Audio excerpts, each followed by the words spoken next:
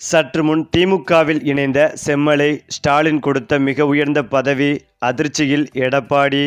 அதாவது சட்டமன்ற தேர்தல் தேதி அறிவிக்கப்பட்டுள்ளது. ஆங்காங்கே அரசியல் கட்சி தலைவர்கள் கூட்டணி பேச்சுவார்த்தைகள், வேட்புமனு தாக்கல் உள்ளிட்ட வேலைகளில் இறங்கியுள்ளார்கள். இருந்தாலும் ஒரு பக்கம் மாற்றுக் கட்சியினர் தொடர்ந்து திமுகவில் இணைந்து வருவது மற்ற கட்சிகளுக்கு அதிருப்திகளை ஏற்படுத்தி வருகிறது. அந்த வகையில் ஏற்கனவே திமுகவில் இணைந்த ஓ பன்னீர்செல்வம் அவர்கள் பிரச்சாரத்தை தொடங்கியுள்ளார். தென்காசி தொகுதிக்குட்பட்ட ஆலங்குளம், கடையநல்லூர், இளஞ்சி, குற்றாலம், மேலகரம், சுந்தரபாண்டியபுரம் உள்ளிட்ட பகுதிகளில் தீவிரமாக பிரச்சாரம் செய்து வருகிறார். இந்த நிலையில்தான் அதிமுகவின் முக்கிய புள்ளியான செம்மலை அவர்கள் கடந்த சில மாதங்களாகவே எடப்பாடி மீது கடும் அதிருப்தியில் இருப்பதாகவும், குறிப்பாக இவர் பாஜகவிற்கு எதிரானவர் என்றும் சொல்லப்படுகிறது. அதிமுக பாஜக கூட்டணியை இவர் ஏற்கவில்லை என்ற கருத்துக்களும் முன்வைக்கப்பட்டு வருகிறது. ஆனால் அதனை மீறி பாஜகவுடன் அதிமுக கூட்டணி வைத்ததால் கடந்த சில மாதங்களாகவே எடப்பாடி மீது கடும் அதிருப்தியில் இருக்கிறார் செம்மலை. ஏனென்றால் தொடர்ந்து செம்மலை ஆதரவாளர்களுக்கு முக்கியத்துவம் கொடுக்காமல் எடப்பாடி செயல்பட்டு வருவதாகவும் ஒரு குற்றச்சாட்டுகள் முன்வைக்கப்பட்டு வருகிறது. அதன்படியே இவர் அதிமுக கட்சியிலிருந்து விலக முடிவெடுத்துள்ளதாக சொல்லப்படுகிறது. அதாவது ஒவ்வொரு தேர்தல் சமயத்திலும் முக்கிய தலைவர்கள் அதிருப்தியில் ஒரு கட்சியிலிருந்து மற்றொரு கட்சிக்கு தாவுவது, சேர்வது வழக்கமான ஒன்று. ஆனால் யாரும் யோசித்து கூட பார்த்திராத வகையில் இந்த சட்டமன்ற தேர்தல் சமயத்தில் பல சம்பவங்கள் அரங்கேறி வருகிறது. உதாரணமாக அரை நூற்றாண்டு அரசியல் அனுபவம் கொண்ட செங்கோட்டையன் புதிதாக தொடங்கப்பட்ட தமிழக வெற்றிக்கழக கட்சியில் இணைந்தார். ஓபிஎஸ் அணியிலிருந்து மனோஜ் பாண்டியன், வைத்தியலிங்கம் உள்ளிட்ட பல்வேறு முக்கிய நபர்கள் தொடர்ச்சியாக திமுகவில் தங்களை இணைத்து கொண்டனர். எல்லாவற்றிற்கும் உச்சமாக 3 முறை தமிழ்நாட்டின் முதலமைச்சரும் முன்னாள் முதல்வர் ஜெயலலிதாவின் தீவிர விசுவாசியாக அறியப்பட்ட ஓ பன்னீர்செல்வம் தன்னுடைய ஆதரவாளர்களுடன் முதலமைச்சர் ஸ்டாலின் முன்னிலையில் தன்னை திமுகவில் இணைத்து கொண்டார். சமீபத்தில் கூட நூற்றுக்கணக்கான அதிமுக வழக்கறிஞர்கள் திமுகவில் இணைந்தார்கள். தொடர்ச்சியாக பலரும் திமுகவில் இணைந்து வரும் இப்படிப்பட்ட நெருக்கடியான சூழ்நிலையில் அதிமுகவின் மூத்த தலைவர்களுள் ஒருவரான முன்னாள் அமைச்சர் செம்மலை திமுகவில் இணைய இருப்பதாக செய்திகள் கசிந்து வருகிறது. மேலும் இந்த விவகாரம் குறித்து திமுக வட்டாரத்தில் விசாரித்தோம். கடந்த தேர்தலில் சேலம் மாவட்டத்தில் உள்ள 11 தொகுதிகளில் ஒரு தொகுதியை மட்டுமே திமுக கைப்பற்றியது. இந்த முறை சேலத்திலிருந்து கூடுதல் இடங்களை பெற வேண்டும் என திமுக தலைமை உறுதியாக இருக்கிறது. அதற்காக சேலம் மண்டல பொறுப்பாளராக மூத்த அமைச்சர் ஏவா வேலுவை களமிறக்கியது திமுக தலைமை. கடந்த சில மாதங்களாக சேலத்திற்கு சிறப்பு கவனம் செலுத்தி வரும் ஏவா வேலு கட்சி கட்டமைப்புகளை வலுப்படுத்தும் வேலைகளையும் செய்து வந்தார். இருந்த போதிலும் சேலத்தில் திமுகவின் கை சற்று தொங்கி இருந்தது. கண்டிப்பாக அடித்து காட்டுவேன் என்று தலைமையிடம் ஏவா வேலு உறுதியளித்திருந்த நிலையில்தான் வெற்றிக்கான சில வேலைகளையும் பார்க்க தொடங்கி உள்ளார். கடந்த சில மாதங்களாகவே அதிமுகவினர் தொடர்ச்சியாக திமுகவில் இணைந்து வரும் நிலையில் அதிமுகவின் மூத்த தலைவரும் சேலம் பகுதியை சேர்ந்தவருமான முன்னாள் அமைச்சர் செம்மலையை திமுக பக்கம் இழுப்பதற்கான முயற்சியில் இறங்கியிருக்கிறார் ஏவா வேலு. காரணம், சேலம் பகுதியில் செம்மலை சார்ந்த வன்னியர் பகுதியில் அவருக்கென்றே தனி ஒரு செல்வாக்கு படைத்தவர் செம்மலை.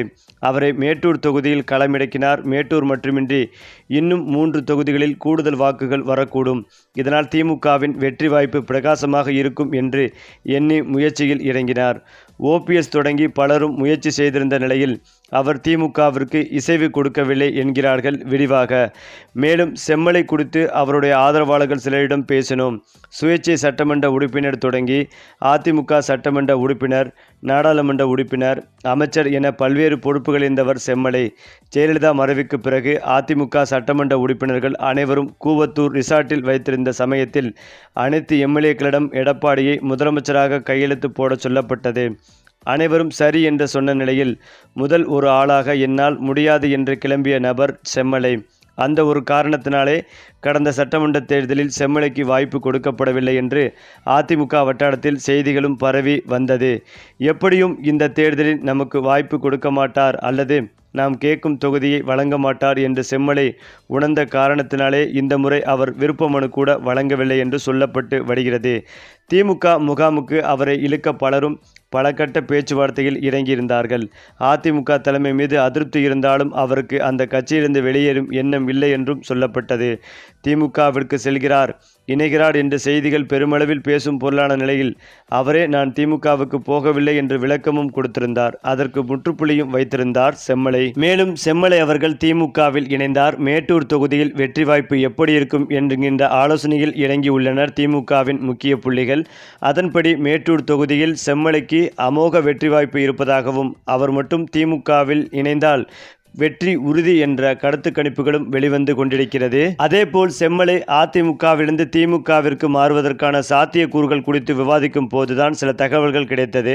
சமீபத்திய அரசியல் மாற்றங்கள் மற்றும் கட்சி தாவல்கள் 2026 சட்டமன்ற தேர்தலை ஒட்டி நடைபெற்றும் வருகின்றன. ஓ பன்னீர்செல்வம் போன்றோர் திமுகவில் இணைந்ததும் செம்மலையை குறிவைத்து திமுக பேச்சுவார்த்தையை நடத்தியதும் தெரிய வந்தது. மேலும் தேர்தல் நேரத்தில் கட்சி மாறுவது வழக்கமான ஒன்று என்றாலும் தற்போது எதிர்பாராத மாற்றங்களும் நிகழ்ந்து வருகின்றனர். இதனால் உறுதியாக செம்மலை அவர்கள் திமுகவில் இணைவார் என்ற ரகசிய தகவல் வெளிவந்து கொண்டிருக்கிறது. இதனால் திமுகவின் வெற்றிக்காகவும் சேலம் மாவட்டத்தில் இழந்த செல்வாக்கை மீட்டெடுக்க முன்னாள் அமைச்சர் செம்மலையை தங்கள் பக்கம் இழுக்க அமைச்சர் ஏவா வேலு பல்வேறு தீவிர முயற்சிகளையும் மேற்கொண்டு வந்தார். வன்னியர் சமூகத்தில் செல்வாக்கு கொண்ட செம்மலை திமுகவிற்கு வந்தால் மேட்டூர் உள்ளிட்ட சுற்றுவட்டார தொகுதிகளில் வெற்றி வாய்ப்பு பிரகாசமாகும் என்பது அந்த கட்சியின் கணிப்பாகவே உள்ளது. ஜெயலலிதா மறைவுக்கு பிறகு எடப்பாடி பழனிசாமிக்கு ஆதரவளிக்க மறுத்த செம்மலைக்கு கடந்த தேர்தலில் போட்டியிட வாய்ப்பு மறுக்கப்பட்டது என்பதும் குறிப்பிடத்தக்கது. அது மட்டுமில்லாமல் தமிழக அரசியல் வரலாற்றில் தேர்தல் நேரத்து கட்சி தாவல்கள் என்பது புதிய ஒன்றல்ல என்றாலும் 2026 சட்டமன்ற தேர்தலை ஒட்டி அரங்கேறி வரும் மாற்றங்கள் அரசியல் விமர்சகர்களிடையே அதிர வைத்துள்ளன. பல ஆண்டுகளாக ஒரு குறிப்பிட்ட கொள்கை அல்லது தலைமையின் கீழ் பயணித்த மூத்த தலைவர்கள் யாரும் எதிர்பாராத வகையில் மாற்று முகாம்களுக்கு தாவுவது இந்த தேர்தலின் தனிச்சிறப்பாக மாறி வருகிறது. குறிப்பாக அதிமுகவின் கோட்டைகளாக கருதப்பட்ட தூண்களே சரிந்து விழுவது அந்த கட்சியின் அடிமட்ட தொண்டர்களிடையே பெரும் குழப்பத்தை ஏற்படுத்தி உள்ளது. ஏனென்றால் திமுக தலைமையால் சேலம் மண்டல பொறுப்பாளராக நியமிக்கப்பட்டுள்ள அமைச்சர் ஏவா வேலு இந்த முறை சேலத்தில் திமுகவின் வெற்றியை உறுதி செய்ய கடுமையாக உழைத்து வருகிறார். கடந்த தேர்தலில் சேலத்தின் 11 தொகுதிகளில் ஒன்றை மட்டுமே திமுக வென்ற நிலையில் இந்த முறை குறைந்தது 10 இடங்களையாவது கைப்பற்ற வேண்டும் என்பதில் ஏவா வேலு உறுதியாக உள்ளார். இதற்காக அதிமுகவின் பலமான வேர்களை கண்டறிந்து அவர்களை தங்கள் பக்கம் இழுக்கும் வியூகத்தை அவர் முன்னெடுத்தும் வருகிறார்.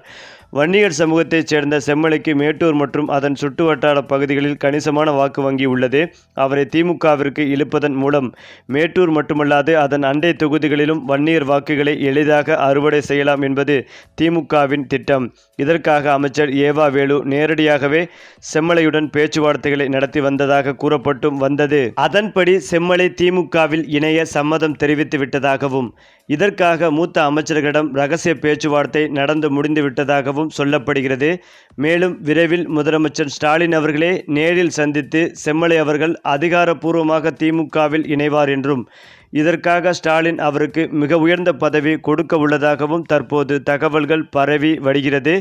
இந்த தகவல் ஒட்டுமொத்த அதிமுகவிற்கு மட்டுமில்லாமல் எடப்பாடி அவர்களையே பேரதிர்ச்சிகளை கொடுத்து வருகிறது. சரி, இப்போ நீங்கள் சொல்லுங்கள், திமுகவில் இணைந்த செம்மலை பற்றி உங்களுடைய கருத்துக்களையும் உங்கள் கமெண்ட்டில் சொல்லுங்கள். மேலும் இந்த வீடியோ உங்களுக்கு பிடித்திருந்தால் லைக் பண்ணுங்கள், ஷேர் பண்ணுங்கள், மறக்காமல் நம்முடைய சேனலை சப்ஸ்கிரைப் பண்ணிக்கங்க.